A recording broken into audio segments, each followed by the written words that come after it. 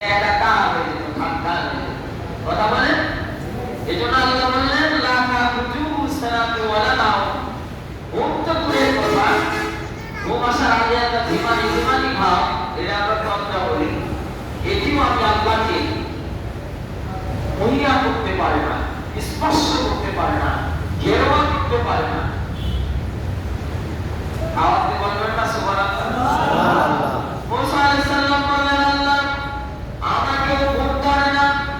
আল্লাহ রাব্বুল আলামিন এই কথাটা বাস্তবে প্রমাণ করার জন্য মুসা আলাইহিস সালাম যদিও নবী, কিন্তু আমার আপনার মতো মানুষ হলেও সাধারণ কোনো মানুষ নন, নবীরা হলেন অসাধারণ মানুষ।